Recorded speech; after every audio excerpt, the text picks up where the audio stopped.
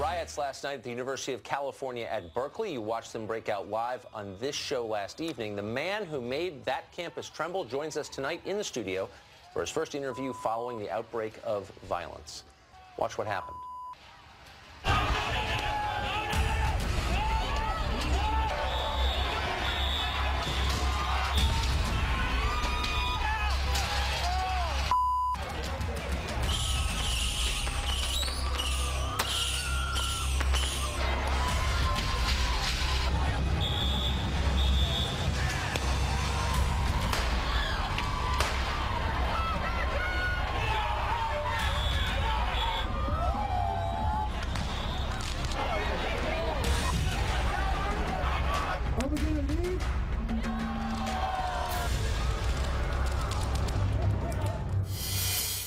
America last night. Breitbart editor Milo Yiannopoulos joins us for his first interview since we spoke with him by phone last night. Milo, thanks for joining us. Thank you. So here's the reason I want to talk to us. Not to endorse your views, many of which I agree with, some of which I don't.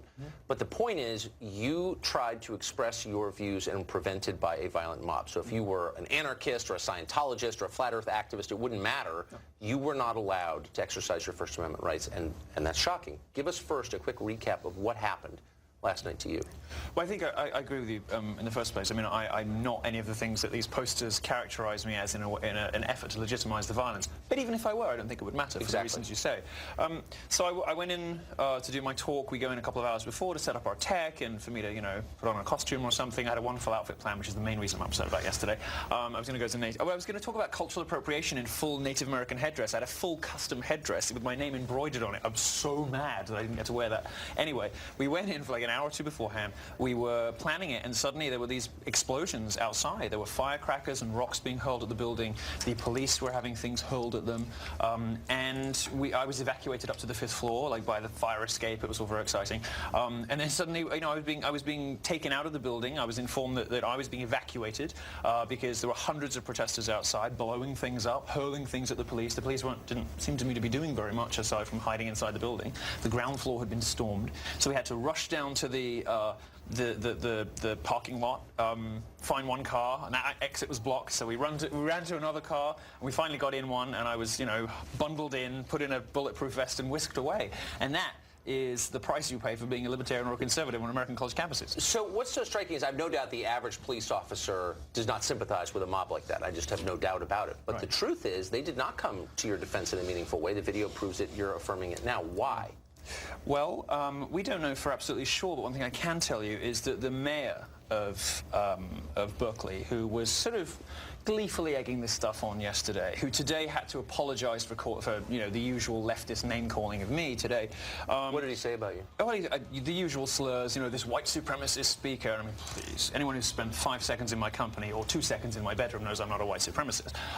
But, this usual slurs that they wheel out in a sort of effort to legitimize violence against you. They want to call you the worst possible name. It's like, the punch a Nazi thing, right? Well, I could imagine a reasonable person being taken some way along the argument of like it's okay to punch Nazis, but the problem is that the left calls everyone Nazis. So basically, they can punch anybody. Wait a second, isn't it Nazis who do the punching? Isn't that what separates Nazis from the rest of us? They don't tolerate dissent, but civilized people do. You would think so. I mean, when my book was announced, of course, there were people saying they were going to burn it while calling me the fascist. I mean, this is the sort of irony the progressive left in America doesn't seem to appreciate.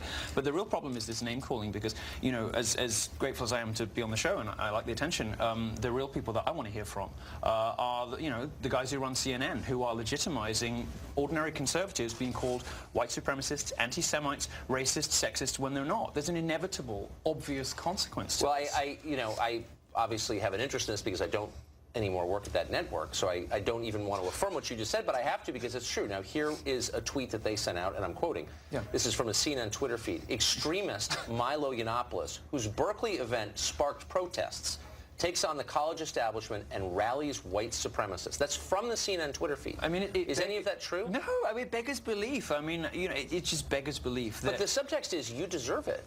Yes, it is. Yes, it is. And these people must be held to account. What's so striking about this is that it should not be a left-right debate, because all Americans, as their birthright, have the right enshrined in the Bill of Rights to say what they think is true, period.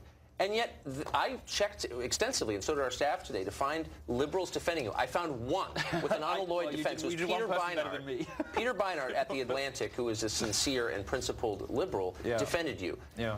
The rest did not, and some, in fact, seem to endorse the violence against you that squelched your speech. Well, they're in a bind, aren't they? Because if you come out against it and you condemn it, you're sort of saying there's something wrong with your own side. You're saying that something we have done has created an environment in which it's okay to physically attack the guests. I mean, you know, let's be completely clear. There's this attempt to paint what happened last night as the destruction of property and as sort of, you know, as protest. It wasn't. It was violent rioting in which people were physically assaulted. People were bleeding. People were beaten. You know, all sorts of things happened to people who just showed up, not all of whom were fans of mine, but just who wanted to come and just listen to what I had to say. You know, and those people were attacked, physically attacked, right? This is political violence in response to perfectly mainstream opinion. And what CNN and other networks like that want to do is suggest that there's something otherworldly or sinister or nefarious about me to legitimize the bad behavior on their own side. But even if there is something otherworldly or sinister or nefarious about you, you still have a right, an absolute right, to express your political views, do you not? Sure. I mean, at what point But it makes it particularly ridiculous when, you know, I don't say, as even New York Magazine admitted today, anything that is outside of the mainstream of, let's say, of any typical Trump voter. I don't have opinions that, you know, millions of Americans don't share. You know, I just happen to say them in a slightly more provocative and interesting way and on a slightly larger platform. So just to give, I mean, I can give 1,000 examples. This is the New York Times headline over the story about what happened last night. This is today. Berkeley cancels Milo Yiannopoulos speech and Donald Trump tweets outrage. No mention of the fact that you were shut down by a mob. And this is the first line. A speech by the divisive right-wing writer Milo Yiannopoulos, University of California, Berkeley, They're trying to insinuate. I mean, Bloomberg did the same thing. They said Milo Yiannopoulos sparks riots. You know, I was like, hang on a second now. What are they trying to... Really, we're almost out of time, but we have guardians of the First Amendment, official ones. The ACLU is the leading one historically. We tried to get Anthony Romero, the head of it, on tonight to talk about this. He's refused to come on. We also, by the way, tried to get the Human Rights Campaign to come on to talk about this too. But has anybody from the ACLU or PEN America or any people who claim to represent the First Amendment called you to say, we're going to help? No, of course not. No, of course not, because these organizations have been, you know, have almost completely given themselves over to a particular view of free speech that is hugely restricted and which circumscribes, you know, which cuts out mainstream, ordinary conservative opinion. There's a reason there's a sort of parallel conservative media in this country. There's a reason why there's this extraordinary bifurcation between liberals and conservatives in this country. It is because the establishment, the media, academic and entertainment establishment has made certain sorts of political opinion, respectable, reasonable, mainstream opinion, impossible to express in public. It's the definition of corruption, unfortunately. We're all going to pay for it. Milo, thanks a lot. That was interesting. Thanks. Good to see you.